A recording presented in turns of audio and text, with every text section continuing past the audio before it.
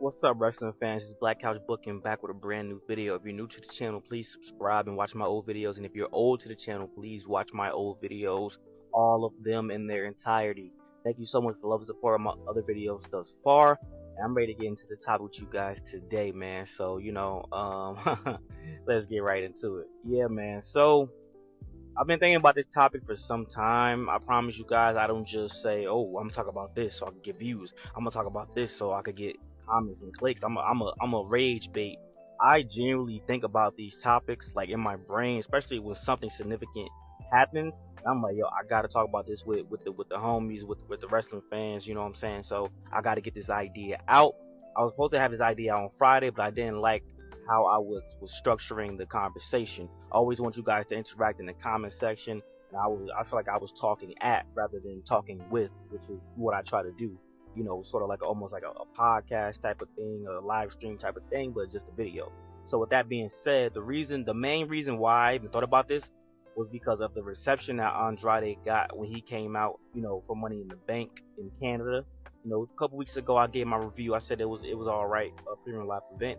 I had a good time based off, some of the wrestling, but story-wise, things were a little wonky. But man, when Andrade came out with his entrance, I went crazy because if you don't know, Andrade is my favorite right now.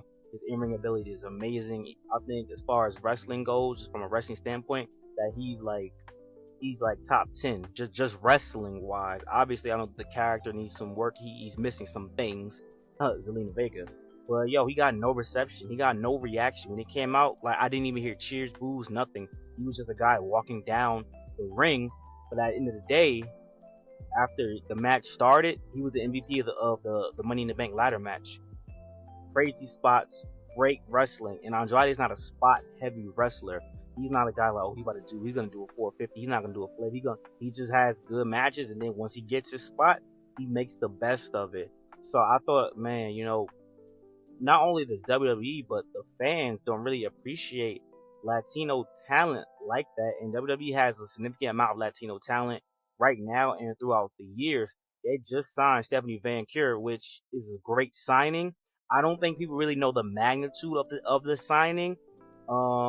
She was just with AEW in like May. She did an appearance for AEW in like May, and I thought she was gonna like rock out there, sign a full contract, but that's not the case. That's a big signing, so shout out to WWE for that. However, I'm worried because I feel like they're gonna waste her.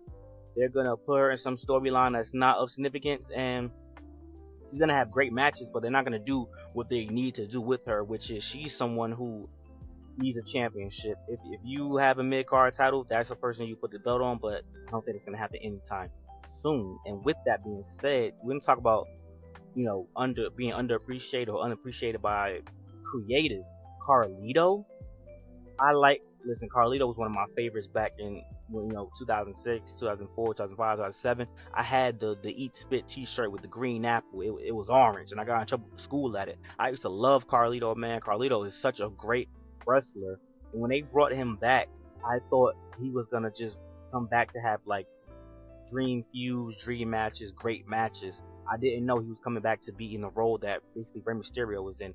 Carlito is a veteran presence, been wrestling for a long time, but he doesn't need to be with the Judgment Day. At least I don't think so. I think Carlito is above that. He's having fun. He's doing cool things with them, and it's funny. But a guy like Carlito, I want to see him come back, and what Shelton Benjamin was what I thought Shelton Benjamin was going to do is what I thought Carlito was going to do as well. And obviously, I see that didn't work out for Shelton Benjamin, so I feel like Carlito's about to suffer the same fate. I thought Shelton was going to come back, maybe not win, the world championship, but have dream matches or maybe get lucky and get a Money in the Bank type of thing where he could cash in once. But he came back, he was with the Hurt Business, he had the tag team championships, and that was his only thing of significance.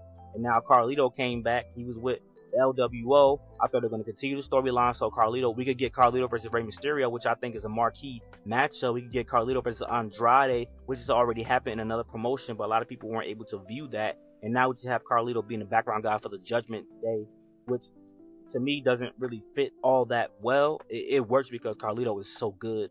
He had his comedic timing, but I really wanted Carlito to come back and have some great matches, man. Why don't we have Carlito versus Dragon Lee? Why was that whole thing just scrapped?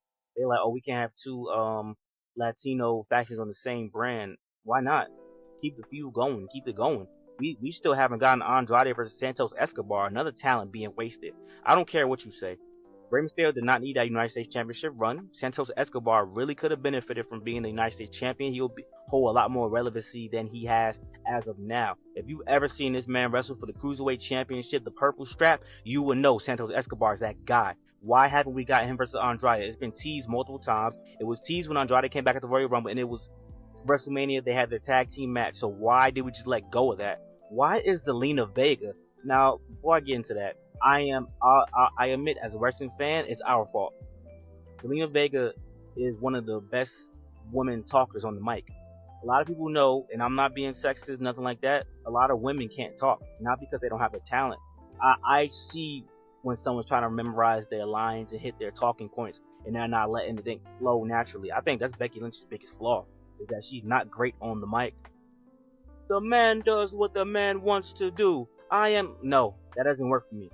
Zelina Vega, smooth, natural, flows, no issues, no worries. Zelina Vega really has what it takes to be a women's champion, but she's always been given matches, and you know she's not going to win the world title. Whatever she's competing for, you know she's not going to win. She gets the matches because she's popular outside of wrestling. Video games, anime, cosplay, that's why I love Zelina Vega. My type of woman. If I do say so myself. Shout out to Alistair, aka Malachi Black. But at the end of the day, WWE isn't recognizing, she can really talk on the mic and she can wrestle. The only spot I didn't like from Zelina Vega was when she the only spot I didn't like from Zelina Vega is when she had that spot with Elektra Lopez at WrestleMania. I thought it was a little wonky, but it could have been Elektra Lopez's fault as well. Maybe not. I don't know to put the blame on for that, but that's neither here nor there. Like, Zelina Vega is women's championship material. I really thought when she challenged for the Raw Women's Championship back in the day that she should have got that win, but I knew they weren't going to let her win. Obviously, she wasn't going to be Rhea Ripley. Obviously, the stuff with Liv Morgan isn't going to last forever. Rhea Ripley's back, so that's about to take over.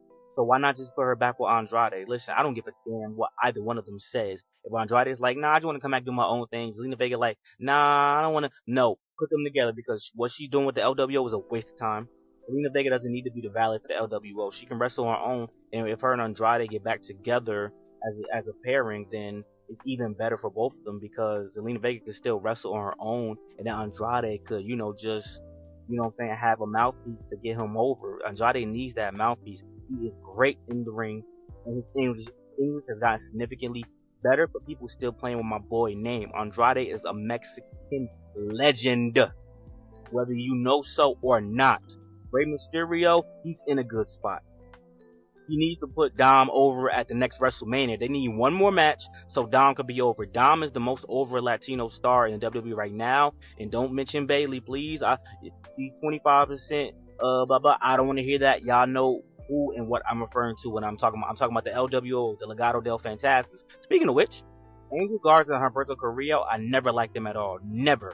But I really started watching their matches, and I'm like, these guys could really be a great tag team. Give them the belts. Let them have some belts, man. Their fathers were great.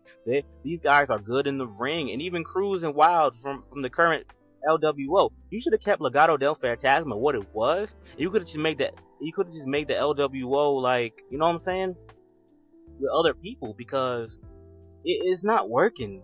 I don't like the new Legado del Fantasma. Cruz and Wild been with Santos and Elektra Lopez this whole time. If you could bring Elektra Lopez back, why would Cruz and Wild still side with Rey Mysterio, no matter what Santos does? Like, that's their homie since NXT. So story-wise, it doesn't make sense as well. I feel like we really don't appreciate the talent as much as we should. Luchadors have created the high-flying style. They brought that to WWE. You don't think Jeff Hardy never started doing what he did because he's seen the Luchadors doing all the flips and crazy tricks and all that, all the Hurricane Ranas and all that? Man, we gotta appreciate everything for what it's worth, man. These guys really brought something new to the product that changed wrestling forever, doing all these spots and all these crazy things, man.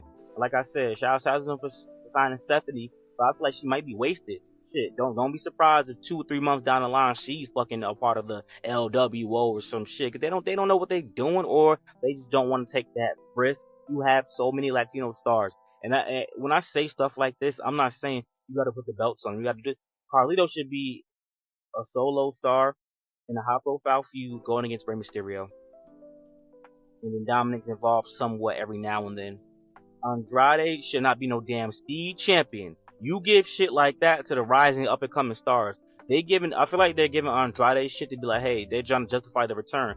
Hey, you returned and you had a WrestleMania match. Hey, you returned, you was in Money in the Bank. Hey, you returned and you were the speed champion. I don't give a damn about no damn speed championship. I want my boy to be the long time real champion, or at least give him the IC belt, something. Put Andrade back with Zelina Vega, make him heal, whatever you gotta do, just fix it. It's not working. You're not appreciating this great talent that you have. With the mic, you have someone who could talk on the mic for him, or put him with Charlotte Flair. Throw me a bone here. All right, Carlito deserves better. Mysterio's in a great spot. He's old. He's about to retire soon, very soon, I believe, and he's there to put his son over eventually, or have his son help his son turn back face. Either way, it's gonna work out in the long haul. But I don't like what they're doing with everyone else. I'm trying to tell you guys, Legado del Fantasma should be in a better position to this, or Santos Escobar at minimum. And Lola Vice taking that L to Roxanne Perez is not sit right with me. Shout out to both of them for being in that spot. You can only justify that. But Roxanne Perez shouldn't have got that W. I think Lola Vice should have got it, but that's neither here nor there. At least they're getting appreciated a little bit in NXT, but I just feel like we're undervaluing the talent and the skill set that it takes to do what they do, especially if you're English. And most of them English is actually very great. Andrade's probably the lowest, and his English has gotten better. So it's really no justification as to why you can't push a lot of these guys and gals. They speak fucking fluid English. And when I say push, like I said, it's not about the fucking belt. It's about you put Zelina Vega in them fucking matches, and we know she's gonna fucking lose. And then you always putting the Latinos against each other. Why can't Dominic Mysterio feud with somebody else? Why the fuck you gotta always go to his dad? Him and his dad gonna wrestle like at least 2-3 more fucking times. And when you put Andrade against someone, I know he's gonna have a great match, but I know ain't shit gonna come of it. Why can't Andrade get a number one contenders match? Why can't you give Andrade a match against the champion? And yeah, he gonna lose, but damn, when the fuck is the last time Andrade got a world championship match? I don't know. I'll wait. But let me know if I'm reaching. Let me know what you guys think, man. I look out for all the communities, because race does play a role in wrestling. It's not about, if it was about fucking talent, Shelton Benjamin would have been the champion a long time ago. If it was about talent, Andrade would be the champion right now. If it was about talent, Shinsuke Nakamura would have had 3 championship runs. If it's about talent, Carlito would have came back and won the fucking U.S. or United States championship or tag team championship. But if it's about talent, Santos Escobar should have been qualified for the number one contender spot against Logan Paul and beat Logan Paul. So don't give me that shit. I'll talk to y'all later, man. We out.